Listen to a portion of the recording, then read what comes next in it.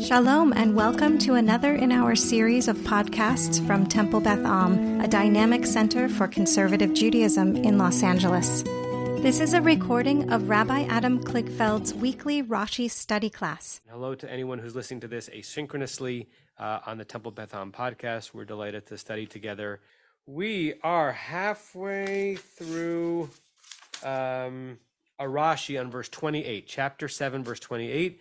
Very close to the end of chapter 7. Let's read the verse to give us some momentum, and then we won't do the Rashi we already did, which is just a two-word Rashi, but we'll jump into the next one. Okay, we are dealing with the threat of plague number 2, right? So we're in an extended conversation between God and Moses. When you're in the conversation, you can get lost in the layers of quotation marks, and you can think that we're already frogging. We're just predicting the frogging. And the verse is V'sharatz hayor tzfardiim, that the river will swarm with frogs. V'alu uva'u bebetecha, they will arise, they will come into your homes. Uvachadar mishkavecha, and into the places where you sleep. V'al mitatecha, even upon your beds. Uvaveit avedecha, in the houses of your servants. And we discussed, is that servants meaning like your courtiers or other slaves that you have enslaved? That wonderful way in which the root eved goes back and forth, particularly in this set of narratives. Uve'amecha, and amongst your people. Uve'tanorecha. Hey, Hector. I think everything's good. Yeah. You guys, 'cause we have it right here. People want coffee? Yeah. Thank you. Thanks, guys. Appreciate it. Is there just tables and things that we can use? Okay. Uva tanarecha, upon your ovens, uva misharotecha, the places where your dough baskets, where chametz is made. Okay, and there was a first Rashi on that, on the word alu, which we spent some time on. Why do we have to hear that they came up? Where did they come up from? Rashi said they came up from the river. We discussed whether that is or is not an obvious thing to say. And now we're on the phrase beveitecha. Okay, and I think we've discussed this many times, that the diburei hamatchil, the words that appear in an edition of Rashi from the verse upon which Rashi is commenting, are almost certainly ex post facto. They've been mostly canonized, but they were probably guessed at over the centuries, and the original editions of Rashi didn't have them, which means it's not necessarily the word or only the words that are in bold that Rashi is commenting on.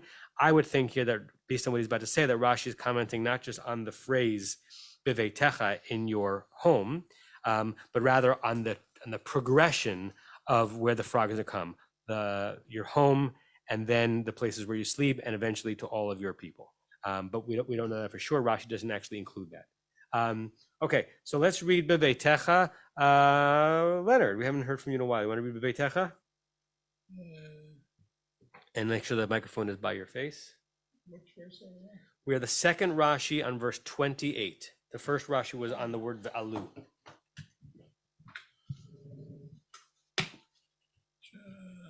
28. Beveitecha. Okay. Rebecca, you just move the mic closer to him. Thanks. Beveitecha. V'harkach beveit avadecha hu hidchil be'etzat chila vayomer. The wrong spot there. Right. No, you're right. Vayomer. V'hayu.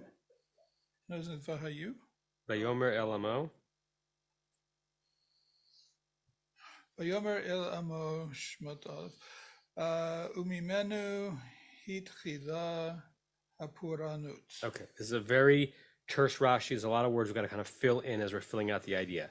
So he quotes, or someone assuming he's quoting the word beveitecha, in your home, and Rashi says, after that, in the home of your servants. Right, and I would interpose, and only after that, right? As if Rashi's saying, the verse begins with God saying to Moses to say to Pharaoh that God said that the frogs will appear in your home first, and only after they have kind of overtaken your home, will they eventually get to Bevei Avadecha, the houses of your courtiers? Why? So he began.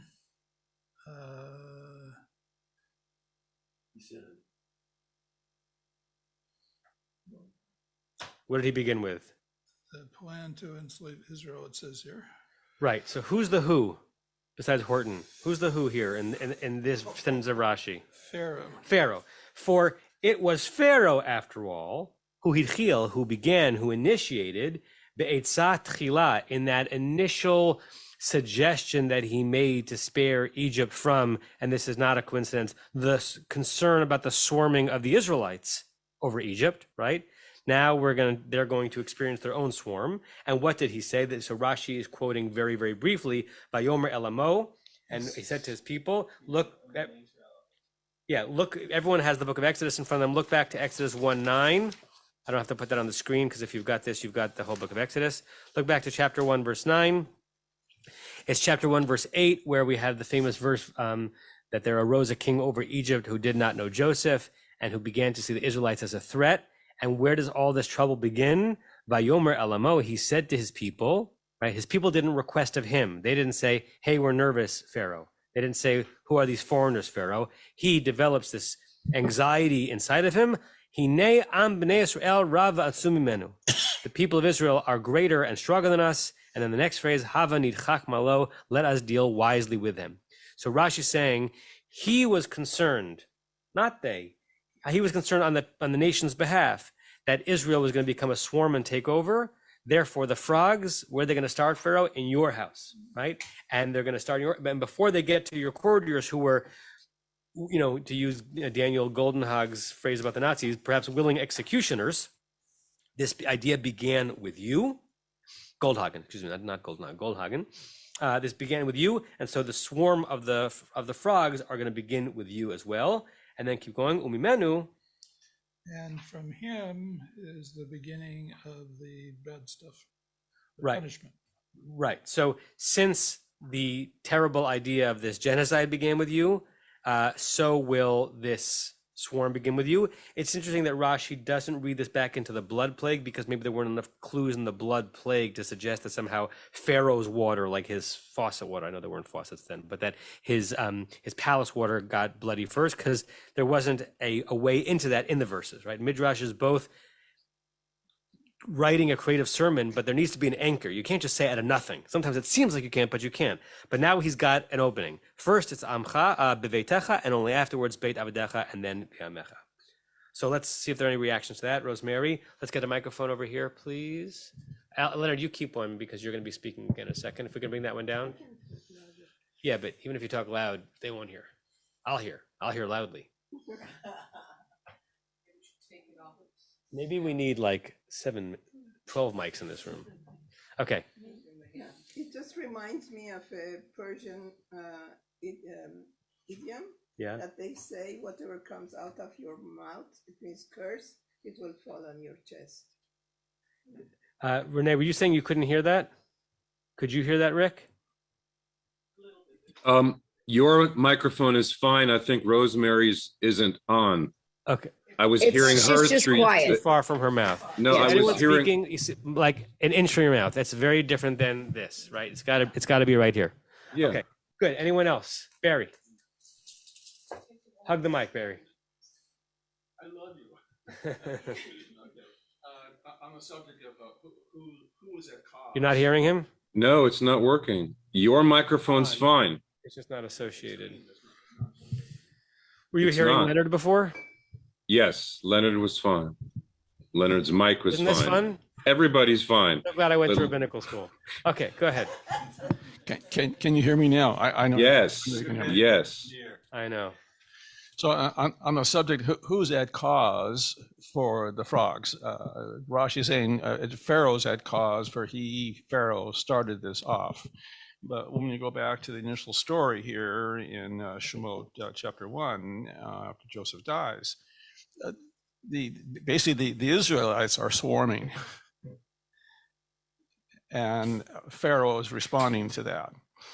And they begin to oppress the Israelites, and the more they oppress them, in the whack-a-ball, the more they press them, the more they swarm. Now, that model is what we're going to see here with the frogs. That the more they attack the frogs, the more they're going to swarm? Yeah. All right, let's see how that plays out. Any other reactions to this comment of Rashi? Okay. Yeah. Only that he never made a comment originally on verse 1:9. About this. Yeah, about anything. Right. Meaning he was just quiet on the verse? He was quiet on the verse. Yeah, I mean, sometimes it's fun to jump out of like the study itself and try to imagine the man and the experience he was having, the man Rashi and the experience he was having, and obviously has a command of the material that we can't even fathom. And it doesn't necessarily mean that he was able to, or even felt that he had to cross-reference every comment he makes later in Tanakh to see if it lines up with what he did or did not say earlier. It's just an interesting thing to fantasize about. We'll never know. Like Rashi lives not in prehistory, but in history. Right? He doesn't live in mythological history. He really did have an office somewhere in Troy or Worms, wherever he was writing this, and he really was going through this, and he really was a phenomenal scholar and an imperfect thinker, as we all are, and we get the pearls that are the residue, but we don't necessarily know the process. Any others on this verse? Yes, Leonard. We need a mic again. Which one is the one that's working? Well, I'm speaking right.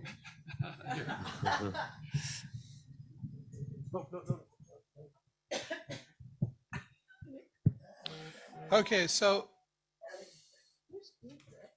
Sorry, go ahead. okay, so what I found interesting over here is it doesn't say that the frogs were swarming. It says that the Yaor was swarming. Yeah, we dealt with this a little bit last week, and also remember that this isn't that nothing is swarming yet. This is the prediction of what will swarm. But right, the subject of the verb sharatz is not Sfardea but Yaor. The river is swarming with. I think even in English it can go both ways, right? Can you use the word swarm both to describe the thing that is numerous and the thing that is filled with numerous things? I don't know, but apparently in Hebrew you can, right? And it's used both in Hebrew because there are other places in the Torah where the subject of the verb sharatz is the thing that's numerous, vayishrutzu, right? That they should become many. Doesn't Hebrew have a whole lot of noun verbs or one word, depending on that context and when it's used, can be a noun and can be a verb? Mm-hmm. Yeah. Of course, it's also true that I know it's so frustrating, but it's more frustrating for the people on Zoom when they hear nothing. So if you're going to talk, I want to hear everything, but you got to move the microphone around. Could I suggest you take it off stem and just pass the mic? It's much easier. Okay. no, he's coming. Okay. I don't think this really applies here, but it's also true that Rashi thought it was just one big frog. Wait, hold. You're jumping ahead. Whole different chapter. I hinted at it, but I didn't. No, but I meant sharat, so it could be that he was thinking. You're leapfrogging to the next verse. He's 2 verses ahead. Don't be a toad. Okay. With that in mind, with that in frog, Leonard, you got a half a thing. So read the next verse 29. Rabbi? Oh yes, Hello? sorry, Rick. Hi, yeah, hi. I just, in my Silverman edition, it has Sota 11a and then Exodus Rabbah 10. In the English on that one, but it doesn't show in the Hebrew, and then it shows for the next one. So I was just curious if Sota 11a or Exodus Rabbah 10 added anything to what we're talking about. Just a question. I mean, the simple answer to your question is yes. Rashi is always crafting a terse, concise, often synthesis of several rabbinic midrashim that appear in the midrashic collections from the 2nd to the 6th or 7th centuries, and we're getting sometimes, mostly without attribution, and sometimes with attribution, his boiling down of the main point.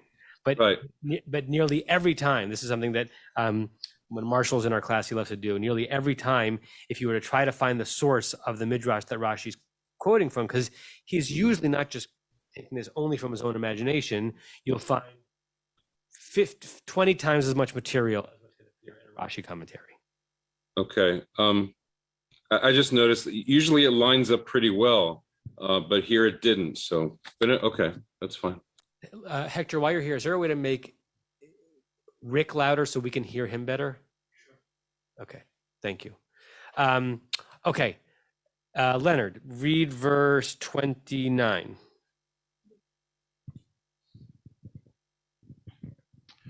Uvcha be'amecha uvechol avadecha ya'alu hatzfadein. Right, remember your parents telling you should never begin a sentence with the word "and"? Well, that's not the case in the Torah. So we're clearly mid-thought. Not only the last verse, but and. Well, and your people will cry. No, uvecha. You would normally write this, Leonard, in Hebrew as vav bet chaf sofit, like it's the cha ending of the preposition b, not bocha, not kra. Although that's interesting that it looks like that. Okay, and for you and your people and all of your servants, the frogs will go up. Right, and if we were really being precise, because that's going to help us understand Rashi's here, what does the preposition b mean? In. So if we wanted to translate this sentence, as literally as possible, would say, and not only will the frogs be in your home and in your ovens and in your kneading dough troughs, but they will be in you and in your people and in all of your servants. That's where they will have arrived, okay? So you can just imagine the midrashim we're about to be exposed to, okay? Comments on the verse itself, or we look at the Rashi. Barry, let's give Barry the microphone. So just to be clear, the frogs begin from the river, but what's happening now is they're emerging from within all these other places. They're not only emerging from the river into the people, but now they're emerging from within the people. Well, something like that, and we'll see how Rashi reads it, and then we'll look at we'll make reference to some of the other midrashim that Rashi's quoting from. Anyone else on the verse itself? We'll look at Rashi. Yes, I just Norm. think it's Norm. No.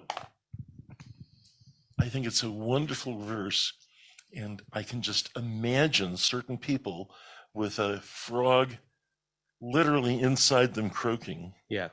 And a 7-year-old might even get a kick out of it, but I have, certain older people that I deal with who I think it would just be extremely hilarious for us, but not to them.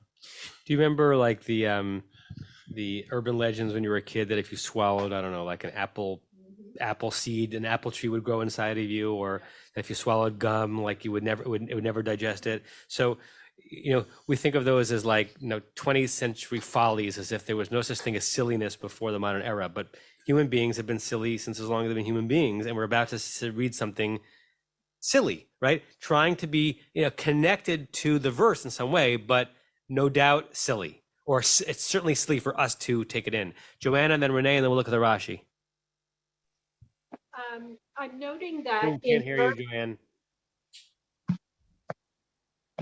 Can you hear me now? Better, yes, thank you.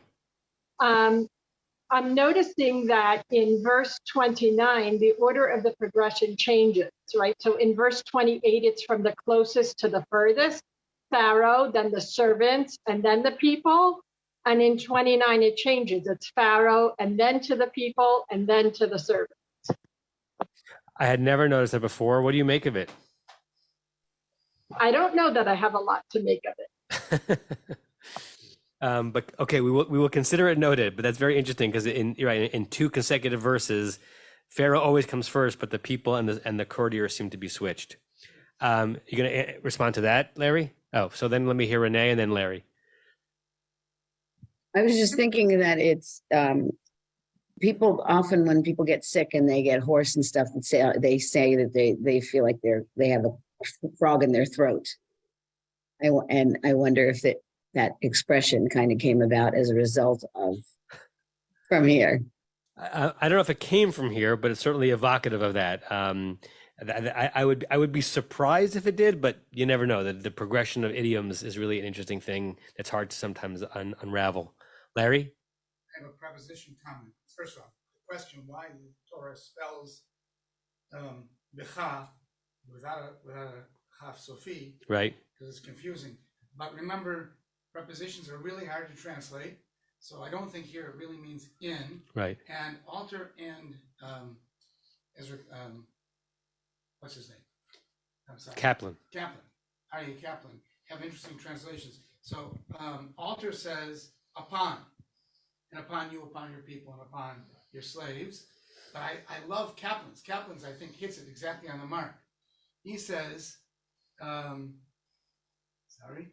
he says, when the frogs emerge, they will be all over you, your people and your officials. So the all over, I think, really conveys an image that maybe was the intended one. Let's compare some translations for a second. I'm going to share the screen. Okay. So let's put this over there. So this one is Everett Fox. The Everett Fox, who is usually my favorite translator. He doesn't do in, he does onto, right? So he's basically avoiding the way Rashi is about to read it. And because onto is a version of all over, right? Onto your people, onto you, onto all your servants, okay? Safari says on. What's that? Safari says on. That's JPS. Yeah, so JPS, sometimes when you switch translations with verses, the frogs shall come up on you and on your people and all of your courtiers. That Pristine says, into you and into your people and all your servants will the frogs ascend. Koran, the frogs shall come up both on thee and on thy people and on all thy servants. And the one that we found recently, this Charles Kahana, he is going to go right with the direct preposition. The frogs shall enter into your bodies and the bodies of your people and the bodies of all your official servants. And this is right. And this is one of many kind of frumish comment translations of the Torah that incorporate Rashi either directly or indirectly into their translation, right? So as if Rashi is not only correct, but he's so correct, we should actually understand the verse in its simplest pshat the way Rashi did. So let's use that as an introduction to Rashi. And Leonard, please keep reading. Yeah, okay, who's got my microphone? All right, I just want you to know that the frog in your throat comes from the 1800s. Aha, good. And it originally meant something different, but we don't have time for that. Okay, what am I doing? I'm sorry, what am I supposed to be doing here? The Rashi on Uvacha Uviamcha. Okay, Uvacha Uvaamcha, betoch me'ehem hayu nichnasin umekarkarin. All right, and amongst you and your people, in your intestines, and they will enter and croak. That's got to be it's a great onomatopoeia. Mekarker, mekarkarin sounds like what a frog would do, right? So this comes from several midrashic sources. I want to show you one of them. I pulled it up 1 second. Yeah, okay, so I'm going to share the screen again. It's just one of many places. The more famous place it exists is in a midrashic collection called Tana Debe Eliyahu, but I'm showing you the one from Shemot Rabbah on the right side of the screen. Sue, can you just, or Tova, can you just move Rick around? Like just click on that and move it so that the people in the room can see. So we can see the Shemot Rabbah. Yes. There you go. Okay. Perfect. Okay. So Shemot Rabbah on the phrase Uvacha Uviamcha, the Midrash says, Paro hitchil ba'aberat chila. So first he's commenting, this is the Midrash kind of that we already dealt with, that the issues began with Pharaoh, and therefore he's getting smashed first. Okay, yeah. So look where the cursor is. Can you see the cursor? Yeah. Amar Rabbi Acha. Rabbi Acha said, Uvacha, the word Uvacha, and in you. And that's how you have to translate it in English to make sense of the Midrash. Re'aya is proof. Shahaya shoteh mayim. that Pharaoh would drink water, v'tipa achat, and even when one drop, yoredet alibo, would kind of descend into his innards. It says heart here, but it means innards. V'na'asat sfardea, each drop of water would become a frog. V'nivka'at sham, and would kind of like, nivka means almost like break apart there. I wonder if that means like explode into being or actually explode inside your intestines. Yum. Rabbi Yochanan Amar, Rabbi Yochanan says something similar. Kol makom shaya sham afar, every place where there was any dust in the land. V'hayati pashal mayim bo, and there was even a drop of water there. Hayan asat sfardea, the water would become a frog. Interesting thing happening in the Midrash. First of all, it's connecting a little bit to the blood plague, where it kind of comes from the water. Remember that conversation we had last week about the word ta'al, or ya'alu, that they would come up. They came up from the water. There's like an interest in the Midrash to see all of the plagues as extending from the first one, in that they come through water. It's not just that the first one, water became blood, but here, every drop of water becomes a frog. It's not just that the frog's coming out of nowhere, and also this image of them croaking inside the body. The quote from Tana de Eliyahu, the Hayani Shma Kolan, mitoch kresan shel mitzriim, that you could hear their voices from inside the bellies of the Egyptians. Okay, this is silly. This is trying to make sense of the precision of the preposition b'cha, and I don't know. Maybe it feels very good for the authors of the Midrash to imagine their adversaries with their bellies croaking with frogs. Right? It's fun to make fun of the people who are oppressing you, even in retrospect. Norm and then Sue, let's get those people a microphone, and we can get Sue's hers in advance. We don't have to. It seems like if there are a whole bunch of frogs, and they're literally all over people's bodies, it gets to the point where if somebody opens their mouth, a frog is likely to jump in. So many frogs are quite small. So I could well imagine frogs ending up inside people's mouths or throats. And it's not inconceivable some could get swallowed. Yeah. Although maybe this is where David Blaine gets his magic from. You ever seen his magic trick? No. If you want to be amazed and then almost throw up, after this, Google David Blaine, Blaine, swallow frog. Okay. You're welcome. Sue? Me. It makes me think of something kind of interesting about mosquitoes. A lot of things make me think about mosquitoes, but mosquitoes, locusts. Well, the thing is that mosquitoes, you can get mosquito larvae in like a bottle cap that has water in it. So, and then that mosquito larva is, dangerous, and it was for all time, actually, historically was, decimated populations and with illness and sickness. And it's pretty easy to swallow them too. And I'm not saying it's mosquitoes, but it might be connected to this idea that, larva or whatever it is of frogs can produce a illness and sickness and death and gross. Right, and our ancestors, the great rabbis of blessed memory, what did they make of this shot of the story? Like, did they have the relationship that we have with it, which is like, wow, this is quite a story, and I'm really hard pressed to take this as fact? Or did they say, the Torah says it happened, so it happened, well, how did it happen?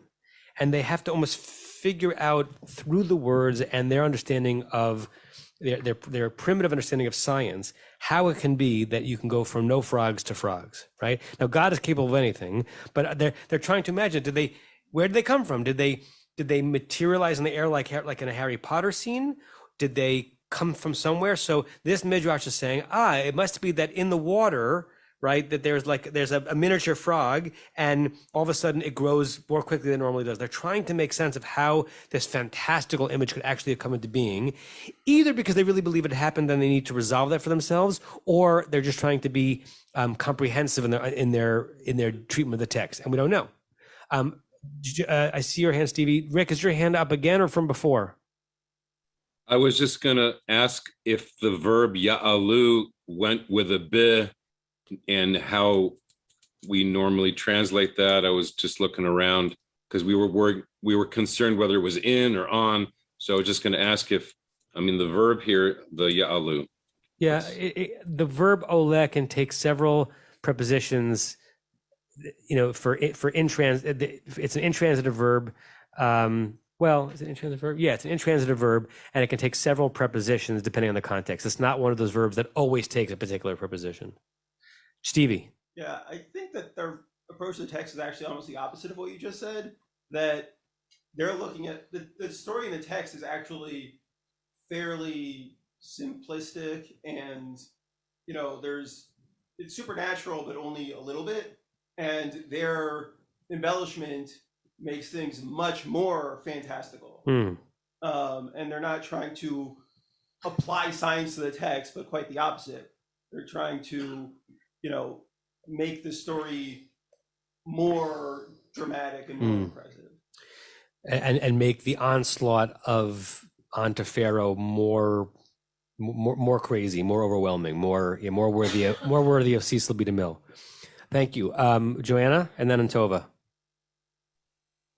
So as we've been talking, I've been looking for an answer to the word order that I noticed, which I did not find.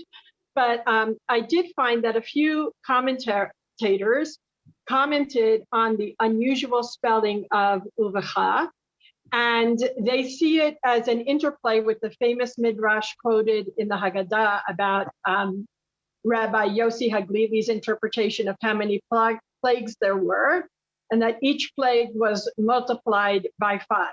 That multiplication by 5 is indicated here, according to these commentators, by the hey at the end of the word becha. Yeah, right. Thank you for that. There are two answers to the question I never gave to Larry before. Why this becha is spelled that way? The first answer is because sometimes it's spelled that way. Right. The second answer is it's fodder for midrash, right? Maybe that hey is there to indicate a certain, something to do with the number 5. But it's also because sometimes that's the way the Torah writes it. Tova and then Stevie, or Stevie then Tova, you can battle it out. An arm wrestle.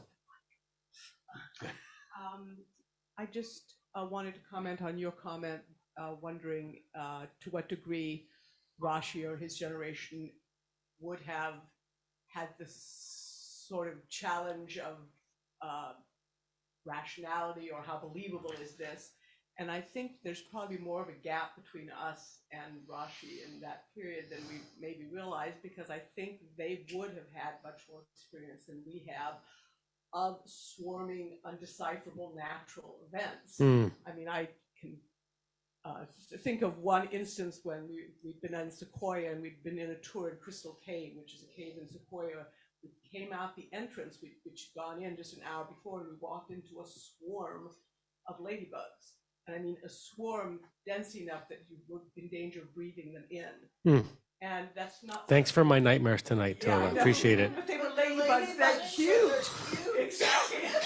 Till they're in your trachea. Yeah, right. But so these people are closer to the earth. They're more engaged in farming. They have more incomprehensible and uncontrollable natural phenomena impinge on them. Yeah. We have more of those things under control and tend to think that we have control.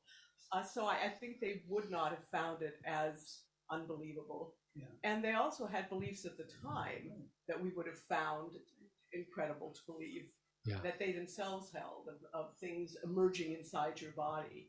So that's a helpful comment, and I would add to it that it's not only the case that they were more exposed to the natural elements than we are, they also lacked the explanations that we sometimes have that doesn't make your experience of those ladybugs any less frightening in the moment, but you might understand, has anyone ever been caught when the cicadas come?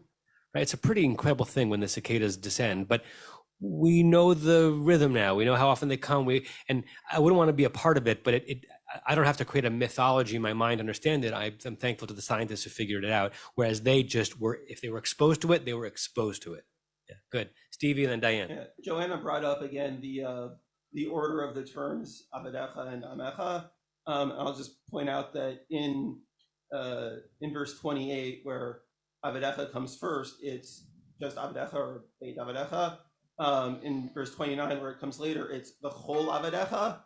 And I think that those are not necessarily, synonymous groups. That it could be that your servants is, part of yours are close at hand, and Chol Avadecha is a somewhat wider category, and perhaps is wide enough to be after Amecha. All the people who are subservient to you, something like that. For some reason, Tova, you couldn't be heard as well, so I'm just going to paraphrase what you said. She was saying that it could be that Rashi, a millennium ago, you could say it better than I can. Can you paraphrase yourself, but speak louder into the microphone this time? I don't want to get you wrong. I was just saying that we don't fully appreciate to what degree people a millennium ago would have felt more at the mercy and more incomprehending of natural phenomena that would have affected them much more nearly, and that they had beliefs about the human body and disease processes that would be fabulous to us now, so that it probably was not as much of a stretch for them to try to understand what they were reading as it is for us now. Diane, and then we'll read the first verse of chapter 8 of Shemot. Moving right along, folks. So I was fascinated by this word likarker. Yes. I assume it's the infinitive. Yes. Because in Hebrew, four-letter roots that are repeated are often onomatopoeia words. Right. So, and it's translated by JPS as crow, which is not what we think about frogs doing. But the online dictionary at least says likarker is to crow, to cackle, to caw, to croak, which is colloquial, and to grumble as in one's stomach. Wow. So a stomach grumbling, whether or not there's a frog there, could be a mikarker. My computer is going slow for a second. I wanted to pull up how Jastro reads the verb, but let's have someone else talk while I'm pulling this up because it's going slow. Larry, were you going to say something? No. Well, whenever Get your mic. I just got it. Norm, you fell asleep on the switch. I wanted to add to what Susan had said about the mosquitoes, and that frog larvae are tadpoles or polywogs. They're small and they live in water, and that gives them an opportunity to go lots of places. And if they cause disease like yellow fever or whatnot, then the grumbling, I was thinking about that earlier. I mean, all of that, whatever the illness is that they hear the grumbling of the frogs in the stomach, that grumbling is really a sickness. Yes. On the verb likarker, so Diane said that sometimes 4-letter roots that are 2 letters twice, sometimes they're onomatopoeia, and sometimes they are an intensification or an expansion of the initial 2-letter root. So I just now learned this word. Thank you, Jastro. Like today I learned something. The first entry for the verb likarker, which is the PL form of it, is built from the word kir, which means wall. If you look at the screen, to storm a wall or to batter, to destroy. So likarker is to get that kir, because a kir means a wall, having nothing to do with an onomatopoeia, just the verb, the noun kir. Second entry for likarker, which apparently can also be spelled with a kaf, is to dance or to revel. And then we have ours, the third one. Look what Jastro says, onomatopoeia, to cackle, to quack, to cry. And it's interesting that some of the examples given, that in our Rashi, the ones doing the mikarkering are the frogs, but in at least one of the references here in Jastro, the Kadosh Baruch Hu God is a mikarkerer. He's a cackler, moaning for the people, almost laughing at them. Let's see one more thing, but I just lost it. Hold on one second. To cackle, to quack. I lost it. Okay, so today I learned that likarker means to storm a wall. Let's go to chapter 8 of the book of Exodus. And Alan, are you up for reading? Let me take a pass today. Okay, Barry, do you want to read? Well, let's get you a microphone, Barry. V'amer Adonai el Moshe, emor el Haron, nata et yadecha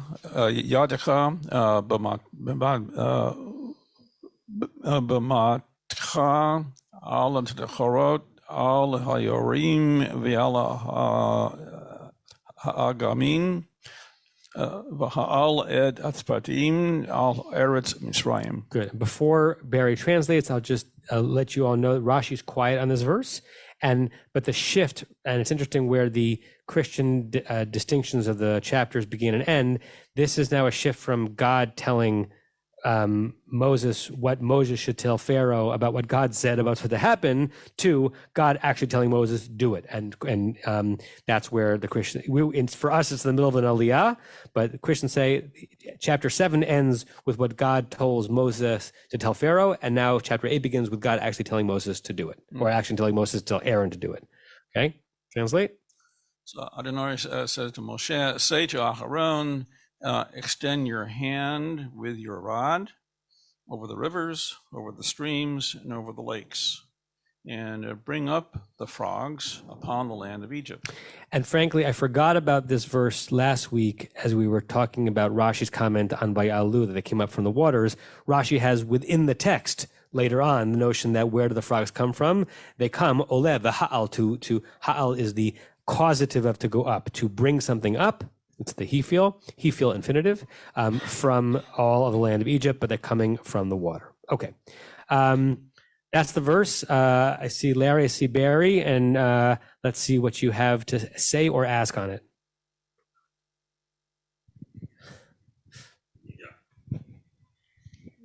Doesn't speak so well for God. Because if you go back to verse 25, all right, 27, sorry, God says to Moses to tell Pharaoh to send my people to worship me, and if you refuse, send them off. And here, right away, he just tells Moses to tell Aaron to do the deed. There's nothing in here that suggests that he gave Pharaoh a chance. Interesting pickup. Thank you for that. Right, we can resolve it with a nod and say that the Torah is terse and doesn't say everything, except that Midrash is built on the specificity of what is and is not there. So that's a good pickup. Barry? A little inconsistency. Initially, they're going to come up from the river, but tell Aaron to extend your hand over the rivers, plural, over the streams, and over the lakes, and the frogs will come up from multiple locations. Right. In verse 28, it's just the Yaor, the Nile, which is swarming. We saw from a few verses ago with the blood that whatever all the water in Egypt is related to the Nile, right? So if the Nile is swarming, then they're all going to swarm. And in our verse here, rather than refer to the Yaor, the Nile, it refers to the smaller representations or tributaries of the water in Egypt, but not Yaor itself. And lakes. Tova? Yeah, I actually wanted to comment on that because something came up last time that made me think of it. I think, in as much as we want to think about this as being historically accurate, that we've been tending to think of this happening on the Nile, and we think of the Nile as this long, very narrow, fertile band with desert, cliffs on each side. That is the vast push through the Nile, but it's not the delta. And it's almost certainly the delta, if there's any historicity here, where this happened. Goshen was in the delta, and in the delta, the Nile breaks into, depending on what period of history you're talking about, anywhere from 4 to 5 to 7 to 8 branches of large rivers and streams, not to mention it's a marshy area, it's a wet area. There is some dryness still, but it's quite different. And that's more the setting we're talking about. And the image of the plague of the blood and of the frogs fits very well in that landscape. And so might the reference to Nahar and Agam and all these different collections, Absolutely. right? It's not a single Right. rush, or not only a single rushing river, but a wetlands almost. It's a wetland. Yeah. Yeah. Norm, and then Stu. Stu, was your hand up? No, I think even farther south, the Nile, it floods. It's like you're at an auction. You could have just bought a painting, Stuart. Yeah. And there's a floodplain that is relatively fertile. And yes, it's narrow in the grand scheme of things, where there's a whole lot of desert and then a narrow fertile area and then a whole lot of desert. But even farther south, there are places where there is some fertile land near the Nile, and sometimes that has ponds, streams, what have you, maybe even canals for irrigation. A little birdie in Israel has told me on the Zoom that it might be worth looking at Ibn Ezra. So let's look at Ibn Ezra, which I had not looked at on this verse yet today. Okay, so this is the Ibn Ezra, Vayomer Neteyatcha, Al Ruchot Hashemayim. Extend your hands on the spirit, the winds of the heavens is probably some way of saying like the all around the heavens.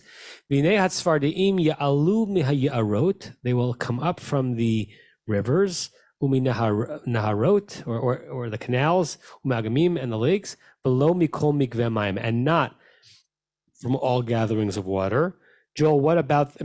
Thank you. And what about that struck you as being particularly interesting? Well, it just answered the question I had, which was, how is he supposed to extend his hands over all the waters of all of Egypt? Uh-huh. So I think Ibn Ezra had the same problem. He says, no, he's not doing that directly. He's just putting his hands in the skies, and God's doing the rest. Right. So if you read the phrase Vayet Aharon Vayet Netei ad yadcha al naharot, like to extend your hand on all of them, that would be impossible to do. So Ibn Ezra saying he's pointing to the watery heavens, and then it's going to make it come up from all those places. And interestingly, it's important for Ibn Ezra to point out that unlike the blood, it didn't come from every droplet of water, which is different than those midrashim we saw, which said like every droplet of water a frog appeared. Ibn Ezra wants to say that it's a little bit different than that. Joanna? I think Ibn Ezra is helpful because I think there's a possible read of this verse where you see all these places specified, and you read this almost as an intensification of where this plague is going to affect, because it's not just going to start in the Yaor, but also in all these other places. And even Ezra seems to be suggesting, no, like it's a little bit less than what happened with the blood, because from the Yaor, it went everywhere. This is specifying the specific bodies of water where it will come from, these and only these, and not more. I see. Got it. Thank you for that, Joanna. Okay, Rashi said nothing on that verse. Last chance before we look at the next verse. Barry, you want to take another verse? Wait, hold on, microphone. I know, it's frustrating. Vayed Aharon yad yado al mimei Mitzrayim v'ta'al hatzvardeya v'tkas et eretz Mitzrayim. Okay. Aaron extended his hand over the waters of Egypt, and the frog, right, Larry, right, and covered the land of Egypt, and the frog emerged and covered the land of Egypt. Right. So here's the verse from which Larry was referring to before, where all of a sudden you've got you've got a single frog, right? Because we all have that. All languages can sometimes refer to a plurality of things using a singular noun, but we take the Torah as telling us something very intentional. The first half of the phrase, that Aaron did exactly as God told Moses to tell Aaron to do, and he extended his hand on the waters of Egypt. And Ibn Ezra would say, meaning he extended his hand upwards to the heavens so that the waters of Egypt would be smitten. And then literally the frog arose. Tzfardeh is a single frog. Ta'al is a singular feminine verb. And then the singular feminine noun form continues vatchas, and she, not that she was a feminine frog, just the word Tzfardeh is feminine, and she covered the land of Egypt. Okay, so what's that? Godzilla. Exactly. Yeah, Godzilla frog. Okay. Before we look at the Rashi that we already have sort of spoken about, anything about the verse jump out at anyone? Tova. I know this is way off topic, but I couldn't help noticing that the instruction was that Aharon was supposed to take his staff in his hand and hold that out, but what Rashi described as he holds out his hand, and I couldn't help flashing back to the Soros that falls on Moshe when he strikes the rock and says, speaking to it with the implication that somehow it's his power rather than God's, but there's no commentary and no concern about what Aaron is doing here. He did it wrong. That's He forgot his staff and just like one little ribbit. It's a wonderful comparison to Moshe and the rock. I hadn't thought about that. And I also had not paid attention to the fact that the instructions refer to the mateh and he just uses his hand. I need to go searching if anyone picks up on that. If not, well done for the originality on it. But even if someone picks up on it, there's no repercussions to Aaron for doing it, except for the fact that it's one frog. Barry? Well, again, going back to how is this physically possible? He extended his hand, one hand, over the waters, all the waters of Egypt. This is the rivers, the lakes, the streams, everything. One hand over all the waters. How is that possible? So spiritually, I mean, my daughter practices Reiki. In Reiki, you concentrate on extending your spiritual energy to some other location, to some other person or other people, and it works. So if you get into the belief of this, that indeed with his spiritual intention through God, raising the hand is now physically extended through all the waters of Egypt. Yeah, that's enough to actually activate the system. Yeah. Rick and then Diane. I see Rick's hand. Yeah, just going off with Tova and Sue playing with just the yod. So, yeah, it looks like Aaron just brought up one frog, and you go to the next sentence, and that's where all the other frogs come from. So there you go.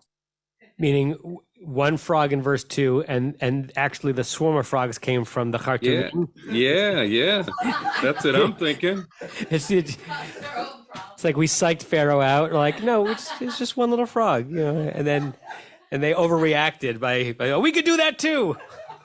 It's so easy to turn this into a comedy, right? Which is clearly not, but you really can. I think I once told you the story. I told some of you the story in a different context, perhaps, of when I was living in Monroe and I did a bibliodrama training with Peter Pitzley, who was the inventor of the craft, and it was an interfaith bibliodrama training. So it was me and a couple of Jewish educators, and then catechism teachers in the Midwest who had heard about this because this was taking place at St. Thomas University in St. Paul, Minnesota. Yeah. Right, St. Paul, before we knew each other.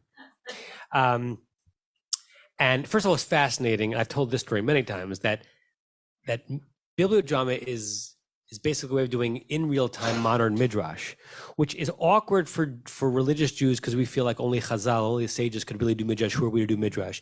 It's awkward for Christian educators for a different reason. They have no history of midrash, and they have no history of what's between the text, and they have no history of imagining Jesus saying or thinking anything other than what is said explicitly in the gospel. So that was fascinating.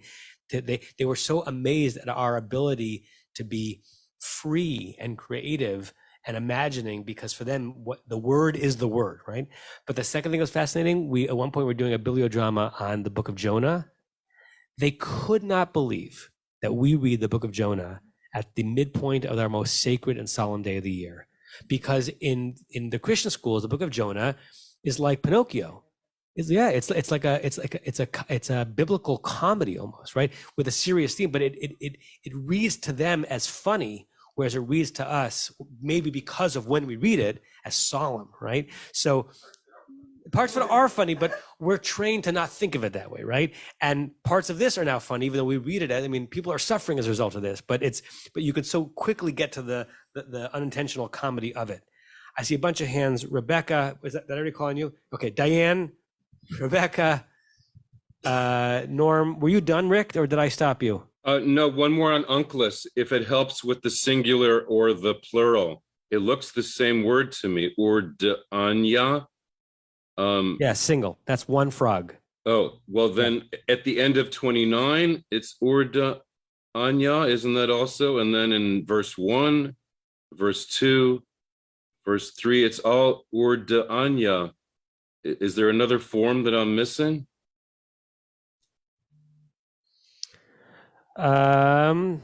Maybe the singular is urda anna and the plural is urda anya. I'd have to look that up. What you're right about at a quick look is that every time Unclus seems to say the word, it's the same form of it.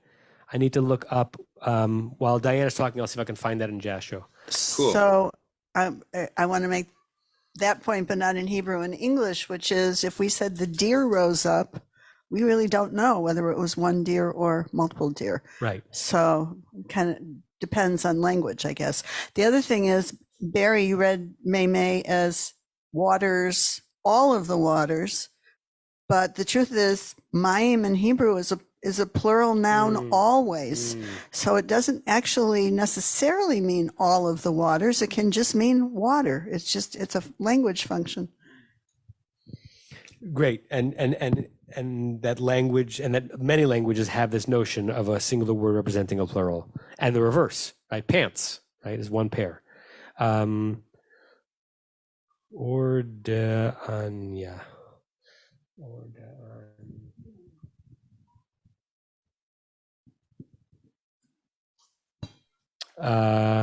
It's not coming. If it's like plural everywhere, then it was a mistranslate or I don't know. I don't know about the Hebrew, but the Aramaic looks all the same. Who was the last one with their hand up in the room? Rebecca. We'll end with Rebecca, and then next week, Larry will have the great joy of reading the Midrash that he leapfrogged to before. Okay. If it was a single frog, I looked up, and the largest frog in the world is the African Goliath frog. Yeah, it's called a Goliath frog? Yes. And the maximum... A North Egyptian Goliath frog. And the maximum body length, not even counting the legs stretching out, the body length is 15 inches. So you can imagine if they saw a large frog that size, they could have been so stunned and started hallucinating and seeing them all over. So, yeah, 15 inches. That's pretty big. Let's end with this because I found Jastrow's answer. So thank you for that comment, Rick. According to Jastrow, and I trust Jastrow, the singular for frog is urda'an or urda'ana, a male or female frog. But urda'anaya with the yud is plural, which means that Jastrow is rejecting the Goliath frog theory and translates even Hatzfardea the way we would nominally translate deer if we knew there were more than one, right? Okay, Norm. I'm seeing that the important thing about Aaron stretching his hand is that nobody took offense at it. God doesn't later say, oh, we're going to punish you for this or that. That as a result of which the rabbis don't find the need to explain it. Maybe they're assuming the hand had the rod.